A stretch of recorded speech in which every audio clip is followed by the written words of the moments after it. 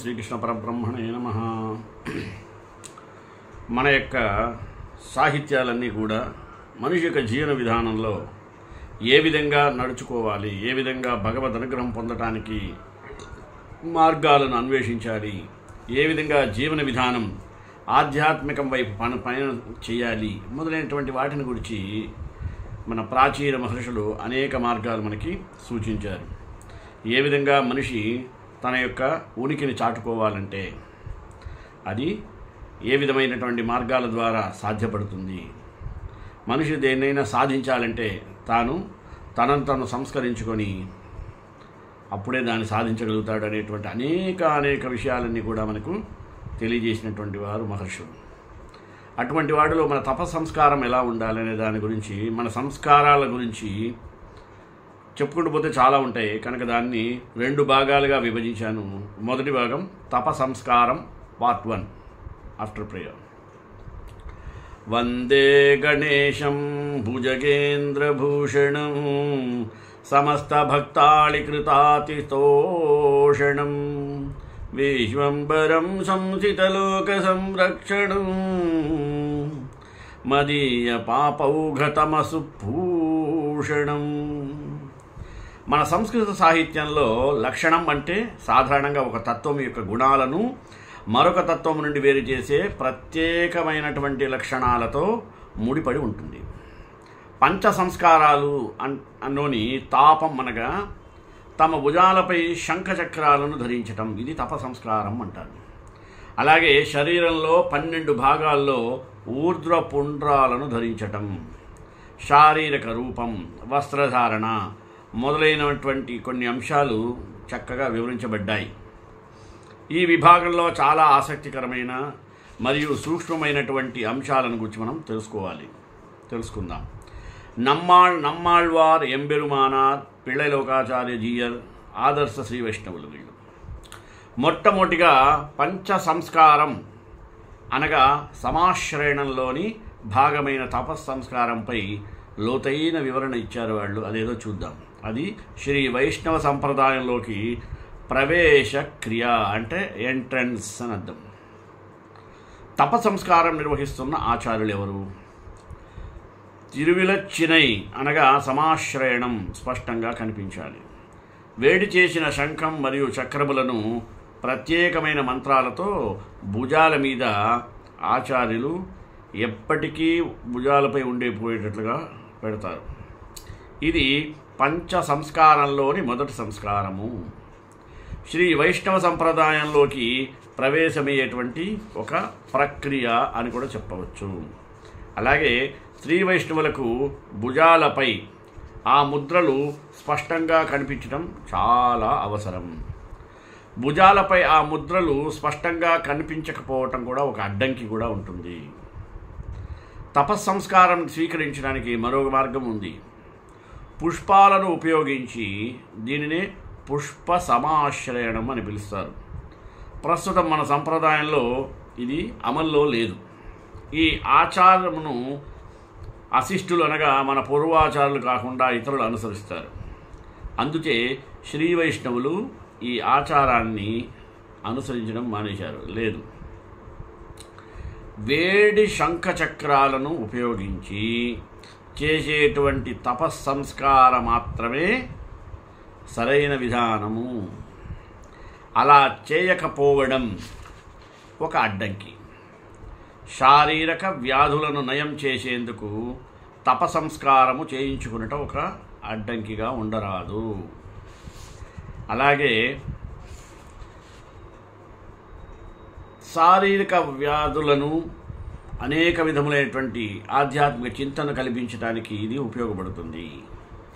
ఈ పంచ సంస్కారం యొక్క ప్రయోజనం మనలను అతిపెద్ద లేదా దీర్ఘకాలికమైనటువంటి వ్యాధి నుండి లేదా ఈ సంసారం నుండి అనగా జనన మరణ చక్రములను పునరావృతం కాకుండా ఉండేటువంటి స్థితి నుండి పరమపదంలోకి శాశ్వతమైనటువంటి ఆనందకరమైనటువంటి భగవానుని యొక్క నిరంతర శాశ్వత సేవకై మనలను ఉద్ధరించి మనను ఉపశమనం కలిగిస్తుంది అని సరిగ్గా అర్థం చేసుకోవడం చాలా అవసరం.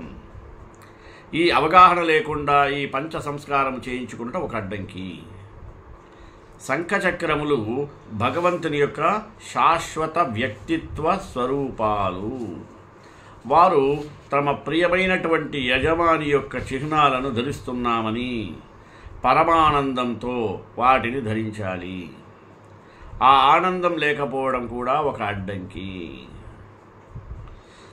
ఒక శ్రీ వైష్ణవునిగా మారిన తరువాత సంసారులు అనగా లౌకిక ప్రవృత్తి గల మనుషుల నుండి దూరంగా ఉండాలి. సంసారుల నుండి వేరైనందుకు సిగ్గుపడకూడదు. ఒక శ్రీ వైష్ణవుగా మారినటువంటి తరువాత ఇతర శ్రీ వైష్ణవులకు దగ్గరవ్వాలి, వారితో ప్రేమగా ఉండాలి. ఇప్పుడు నన్ను శ్రీ వైష్ణవులు స్వీకరిస్తారు అని ఆలోచిస్తూ గొప్ప ఆనందానుభూతిని మనం అనుభవించి తీరాలి. అటువంటి ఆనందము లేకపోవడం కూడా జీవితానికి ఒక అడ్డంకి. తరువాత ఊర్ధ్వపుండ్రము పైన విస్తారంగా చర్చించబడింది. అంటే ఈ విభాగంలో అనేక సూక్ష్మ విశేషాలను చర్చించటం జరిగింది. మొదటి ఈ అంశంలో కొన్ని ముఖ్యమైన అంశాలను చూద్దాం. తిరుమణ్ అంటే పవిత్రమైన మట్టి, కాపు ధరించే వారికి రక్షణ. తమిళంలో తిరుమణ్ కాప్ అని పిలుస్తారు. తిరుమణ్ కాపు త్రిపుండ్రం అనగా 3 రేఖలు కలిగి ఉన్నది అని దాని యొక్క అర్థం.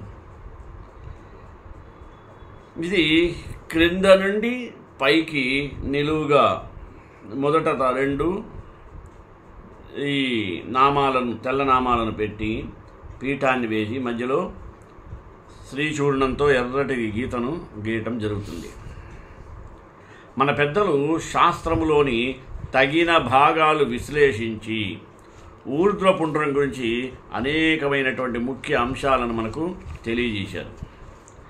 అంటే ఈ ఊర్ధ్వపుండ్రం యొక్క గొప్పతనాన్ని శ్రీ వైష్ణవులు సరిగ్గా అర్థం చేసుకోవడం లేదని చెప్పొచ్చేమో, మరియు వాటిని సరి అయిన పద్ధతిలో ధరించడం లేదన్న వాస్తవం మనకి సిగ్గుచేటు. తిరుమణ్ కాపు సరి అయిన పద్ధతిలో సరైన మూల ఆధారము నుండి నేర్చుకుని ఒక స్వచ్ఛమైన మరియు సుందరమైనటువంటి పద్ధతిలో ధరించాలి, ఎట్టబడితే అట్ట కాదు. ఈ విషయాలలో ఒక సంఘటన గుర్తు చేసుకుందాం. చోళరాజు సభలో కూరత్తాళ్వార్ అనేటువంటి ఈ 12 ఆళ్వారులలో సుప్రసిద్ధులు, ముకుందమాల రచయిత కూడా ఆయన ఒకానొక సందర్భం తన యొక్క కనుచూపును కోల్పోయిన సంఘటన అందరికీ తెలుసు. ఎలా జరిగిందో తెలుసా? శ్రీ వైష్ణవులు ఈ సంఘటనతో చాలా బాధపడ్డారు. వారి చూపు కోల్పోయినటువంటి సంఘటన అందరికీ తెలుసు. శ్రీ వైష్ణవులు ఈ విషయం గురించి అనేక విధాలుగా తలచుకొని బాధపడేవాళ్ళు. వారి చూపును కోల్పోయిన సంఘటన గురించి, వారు పడుతున్నటువంటి పీడను కూరత్తాళ్వార్తో పాటు పంచుకుంటారు. ఆ సమయంలో కూరత్తాళ్వార్ ముకుందమాల రచయిత, మర్చిపోకండి, గొప్ప వినయపూర్వకంగా ఇలా అంటారు: ఇది భాగవత అపచారం యొక్క ఫలితమే నేను అనుభవిస్తున్నాను. అంటే స్వయంగా తనను తాను విమర్శించుకోవడం, చేసిన తప్పులను తలచుకుని పశ్చాత్తాపడటం అంటారు. నేను ఎవరిదో నుదుట ఊర్ధ్వపుండ్రాన్ని సాధారణంగా సరికాని రీతిలో పెట్టుకొని ఉంటాను. పెద్దలు వాటిని చూసి బాధను అనుభవిస్తారు. ఏంద్రా ఇట్లా అరకొరగా పెట్టాడే, విచిత్రంగా పెట్టాడని వాడు బాగా బాధపడతారట. మన పెద్దలకు మరియు ఇతర శ్రీ వైష్ణవులకు ఇబ్బంది కలిగించేటట్లుగా మనం ఎప్పుడూ ప్రవర్తించకూడదు. ఇది మన ప్రధాన కర్తవ్యము మరియు బాధ్యత. తిరుమణ్ స్వచ్ఛమైనటువంటి తెల్లని పొడితో తయారు చేస్తారు. దీనిని ధవళ పొడి అనగా మెరిసే తెల్ల పొడి అని కూడా పిలుస్తారు. పురాణాల నుండి మనకు అర్థం చేసుకోవాల్సింది ఏమిటంటే, పెరియ తిరువడి నాయనార్ అనగా గరుడాళ్వార్లు శ్వేత ద్వీపము నుండి ఈ పవిత్రమైనటువంటి మన్నును తెచ్చి భారతదేశంలోని కొన్ని ప్రదేశాలలో ఉంచారట. ఈ కాలంలో తెల్లటి బంకమన్ను రూపంలో తిరునారాయణపురము, అయోధ్య వంటి కొన్ని ప్రదేశాల్లో మాత్రమే ఇలా కనబడుతుంది. ఈ తెల్లని బంకమట్టిని తవ్వి నీళ్లలో కలిపి వడకట్టి ముద్దలుగా చేసి ఎండబెడతారు. అనేక దివ్య దేశాలలో ఇవి మనం సులభంగా కొనుక్కోవచ్చును. కొన్ని విభేదాలు ఉన్నప్పటికీ మనం పెద్దల నుండి నేర్చుకున్న మరియు మన సాంప్రదాయానికి సంబంధించిన అనేక సాహిత్యాలను చదివిన మరియు కనులారా చూసినటువంటి వాటిని మీకు తెలియజేయాలనే నా యొక్క ఆంతర్యం. పద్మపీఠం అంటే చెల్వపిళ్ళై తిరునారాయణపురం యొక్క చరణ కమలాలు. ఈ చరణ కమలాల వద్ద తాయార్ హరిపాద ఆకృతి పద్మపీఠానికి ప్రతీక. ఎంబెరుమాన్ చరణ కమలాలు చరణ కమల మధ్యలో తాయారు. ఈ రెండు స్వామి యొక్క చరణాలు మధ్యలో ఎర్రగా ఉండేది అమ్మవారు అన్నమాట.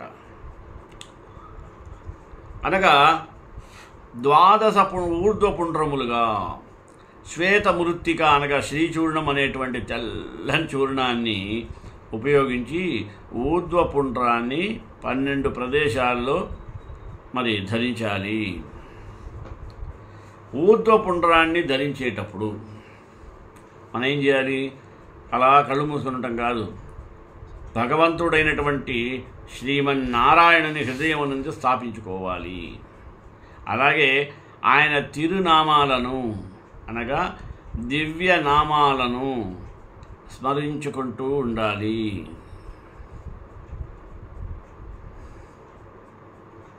ఈ కారణంగా తిరుమణ్ణి కూడా తిరునామము అనే పేరుతో పిలుస్తారు.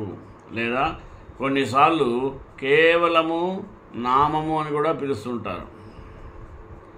నమ్మాళ్వార్ తిరుమొഴി 2.7లో పదిగంలో శ్రీమన్నారాయణుని యొక్క 12 నామాలు కలవు కీర్తించారు. ఈ పదిగ వ్యాఖ్యానము యొక్క పరిచయ విభాగములో శ్రీ వైష్ణవత్వ చిహ్నము ఈరే తిరునామం అంటే 12 నామాలు అనగా పుండ్రములు శ్రీ వైష్ణవానికి చిహ్నములు అని సూచింపబడుతున్నది. అలాగే మన యొక్క అనగా శ్రీ వైష్ణవుని యొక్క 12 భాగాలలో 12 విధములైనటువంటి పుండ్రములను ధరించటం చాలా అవసరమని శాస్త్రంలో వివరంగానే చెప్పబడ్డాయి. అవి వరుసగా ఏమిందో చూద్దాం.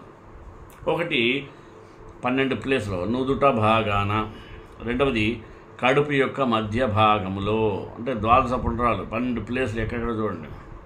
మూడవది ఛాతి మధ్య భాగంలో, 4 మెడ యొక్క మధ్య భాగంలోను, అలాగే కుడివైపు భాగంలోను, ఎడమవైపు భాగంలోనూ ఉండటం, కుడి భుజమునకు మెడమ భుజమునకు సమాంతరత ఉండాలి. వీపులలో నడుము పై భాగాన, అలాగే మెడ వెనుక భాగమున ఇవి ధరించి ఉండాలి. తిరువాయుమొഴി 4.7లో நம்மாழ்வார் అన్నారు, నీరు చెవ్వెయ్యడెక్కడెత్తల్ తిరుమాలడియార్ ఎండ్రోడుం అని. ఒకవేళ ఎవరైనా నిలువు తిలకము అనగా ఊర్ధ్వపుండ్రం ధరించిన వారికి నేను లేను అంటే శ్రీమన్నారాయణుని దాసులుగా మనం భావించి మెచ్చుకుంటాము. కావున ఆ తతంగమంతా అర్థం చేసుకునడం అంత సులభం కాదు. కావున అర్థము చేసుకోవాల్సింది ఏంటి అంటే తిలకము ధరించడం అలవాడైపోవాలన్నమాట. సాధారణంగా వేసేటువంటి ఈ శ్రీ వైష్ణవులు కుంకుమ, గంధము, బూడిద అడ్డంగా కూడా పెట్టుకుంటున్నారు. అటువంటి వాటి నుండి దూరంగా ఉండాలి. తిరుమణ్ పాదపీఠ పద్మములో అనగా హరి పాదాదులను పట్టుకున్నట్టి కమలం శ్రీహరి చరణ సంకల్పాల రూపంలో ధరించాలి. நம்மாழ்வார் తిరువాయుమొழிలో తన్ తామరై సుమకు పాదపెరునాయ్ అరుల్ తామరై సుమ తామర పాద పద్మాలను పట్టుకుని ఉన్న భాగాన్ని అని వర్ణించారట. నిలువుగా ఉండే గీతాలు పెట్టుకోవాలి. 2 తెలుపు రేఖలు అంటే కుడి ఎడమ. ఎంబెరుమాన్ యొక్క చరణాలను మనం నెత్తిన పెట్టుకున్న పుణ్యం వస్తుంది. మధ్యలో ఎరుపు ఉన్నటువంటి ఎరుపు రేఖ ఉంటుంది. ఇది శ్రీ మహాలక్ష్మికి సూచిస్తుంది. అలాగే శ్రీచూర్ణం పసుపు పొడి నుండి తయారు చేస్తారు. దీన్నే హరిద్రా చూర్ణశూరం అని పిలుస్తారు. శ్రీచూర్ణము అని పిలుస్తారు. పొడి నుండి ఈ చూర్ణం పసుపు తయారవుతుంది. అందువలన హరిద్రా చూర్ణము అని కూడా పిలవకూడదు. అయితే దానిని ఎరుపులో ఉండేటువంటి రంగులోకి మారుస్తారు. పద్మపీఠం దిగువన ఉన్న కమలము యొక్క తిరుమంటో మాత్రమే వ్రాయాలి. 2 తెలుపు రేఖల మధ్య ఇది ఎంబెరుమాన్ యొక్క ప్రాధాన్యతను మనకు తెలియజేస్తుంది.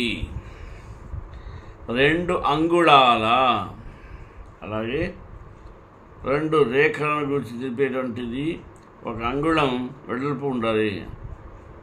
నుదుటి భాగం మెడన మాత్రమే బూడిద అడ్డంగా కూడా పెట్టుకుంటున్నారట. అటువంటి వాటి నుండి దూరంగా ఉండాలి. తిరుమణ్ పాదపీఠ పద్మములతో అలాగే హరినారాయణ దేవాలయాలతో కూడా సంబంధం ఉంది. நம்மாழ்வார் తిరువాయుమొழి 4:5-8 தன் தாமரை சுமைக்கு పాదపెరుమాన్ అనగా చల్లని తమలపాకు లేదా తామర పద్మాలను పెట్టుకుని ఉన్నత భావన. అలాగే నిలువు గీతలుగా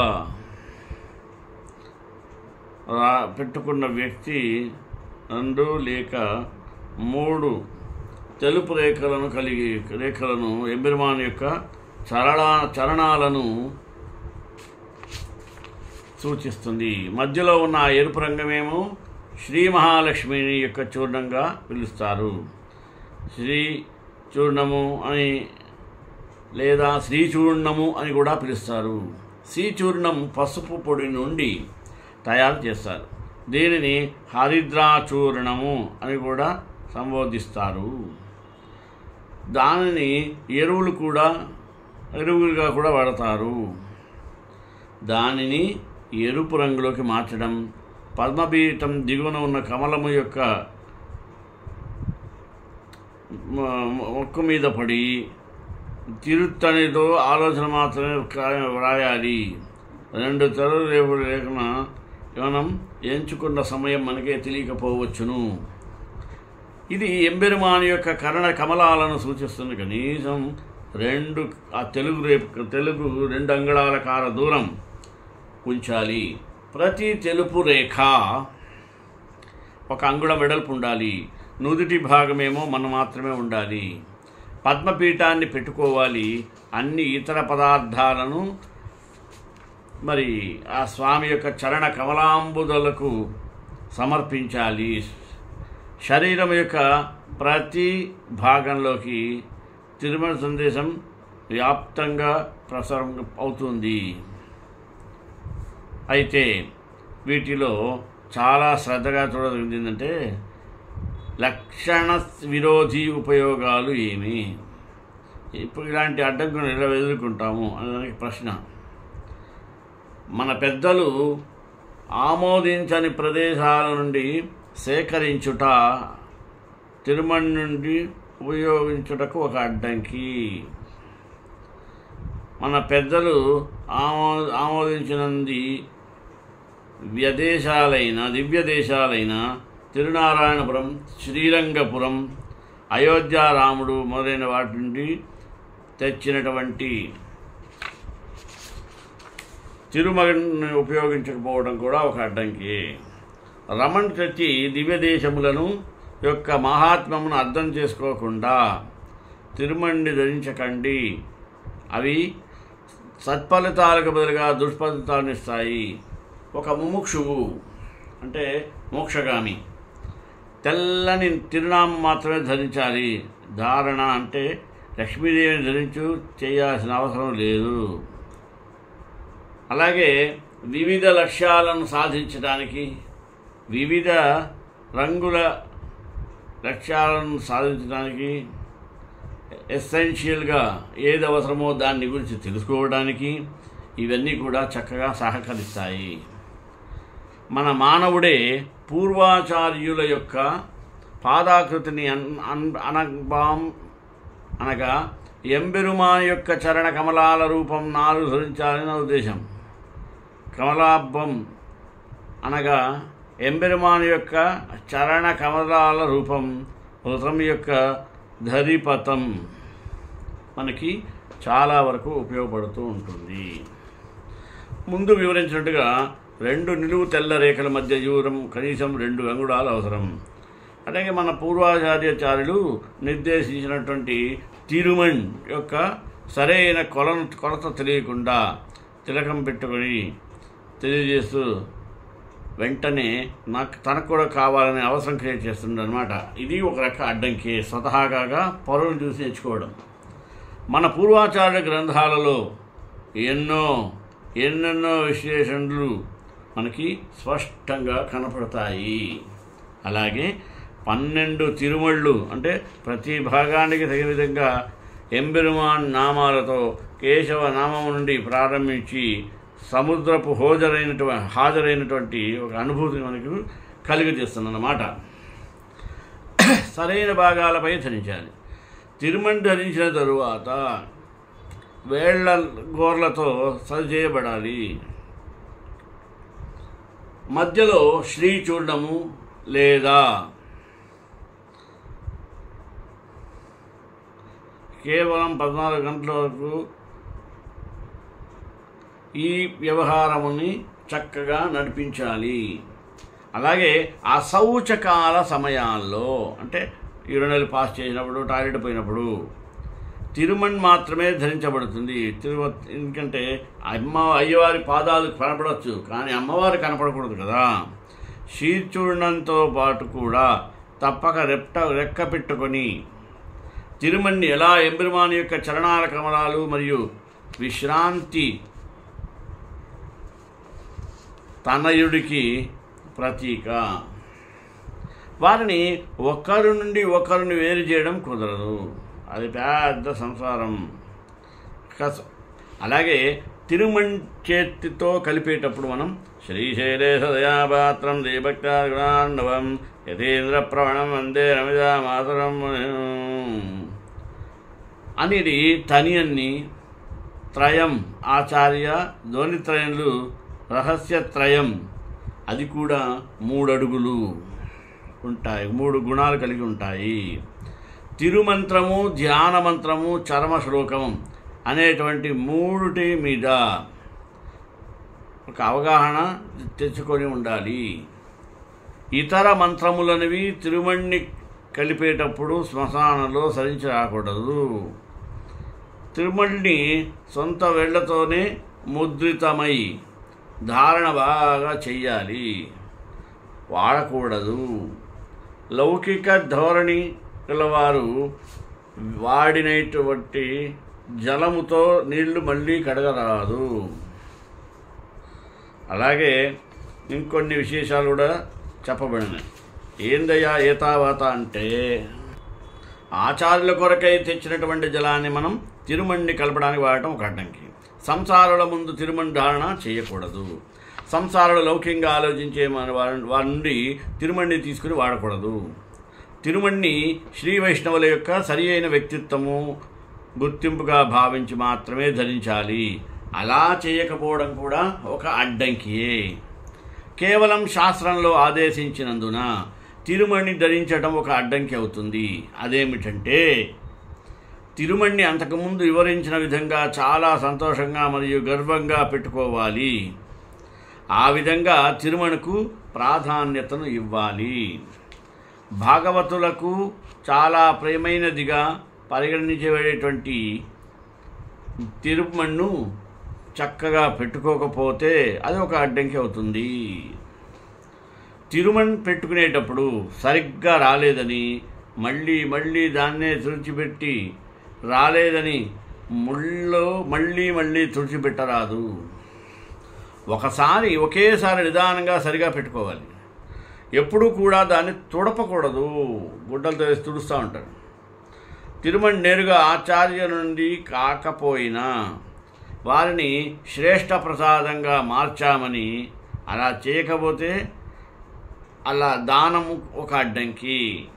ఆచారాల ఉపయోగం అనుకున్నవారు తిరుమణిని మనం ఉంచకూడదు. మరియు మనం వాడిన దాన్ని మనకన్నా పెద్దలకు అందించకూడదు. అది మహాపాపమే కదా. నుదుట తిలకము లేకుండా, భగవంతుని యొక్క ఎదుట భాగవతములు లేకుండా మరియు ఆచార్యుల ఎదుట ఉండకూడదు. తిరునారాయణపురంలో ఒకసారి ఒక నుదుటన తిలకము పెట్టుకోవడానికి తిరుమణి లేకపోతే ఎంబెరుమానార్ వారి ముఖాన్ని ఒక వస్త్రంలో కప్పి దాన్ని దాచిపెట్టిన సంఘటన గుర్తుకు తెచ్చుకోవడం చాలా అవసరం. అలాగే వాటిని చిన్నటి పూసలుగా తయారు చేసి ఉపయోగిస్తారు. విడిగా ధరించరాదు. అంటే ఒకటి లేదా మరొకటి. ఏ కంఠలగ్న తులసీ నలీచనాత్ కార్యక్రమోలో ఏ అభుబహుభాషమూల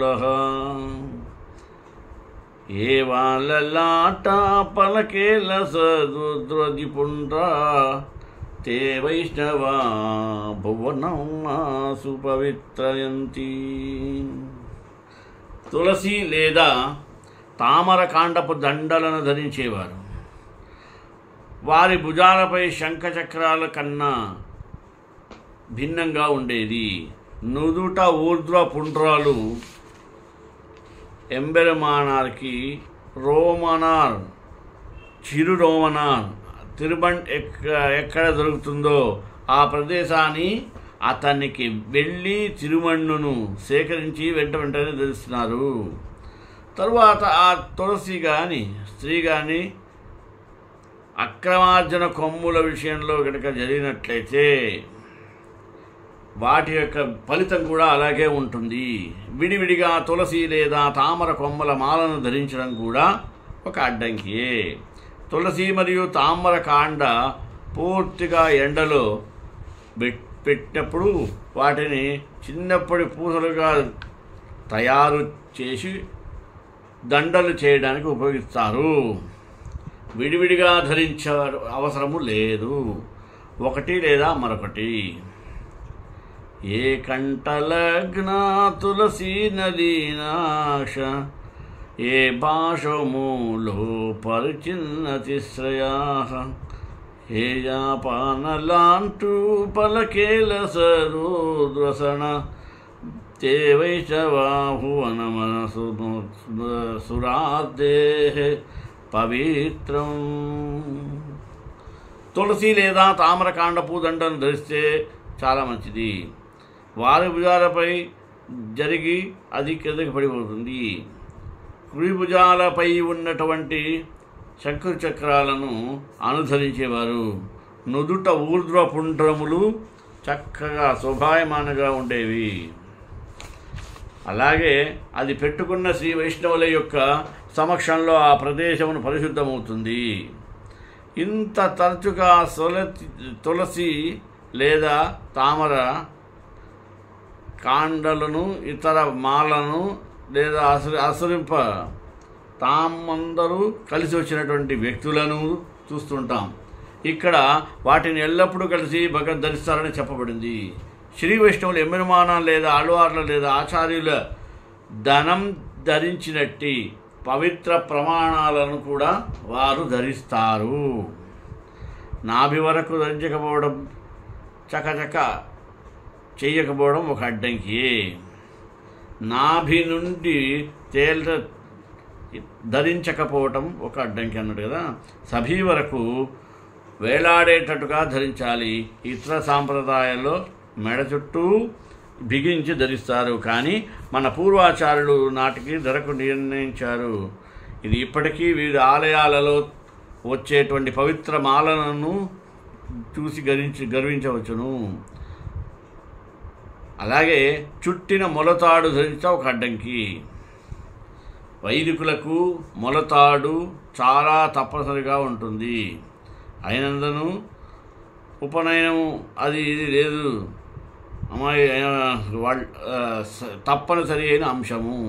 అది లేకుండా ఎప్పుడూ ఉండకూడదు. అయితే ఏమాత్రం ధరించకూడదని చెప్పబడింది. శ్రీకాంతాయ కళ్యాణ శ్రీ వెంకటనివాసాయ శ్రీనివాసాయ మంగళం మంగళాసారంపదే పదాచార్య వరోగమై సర్వైశ్వరైరాచార్య సత్కృతాయాస్తు మంగళం.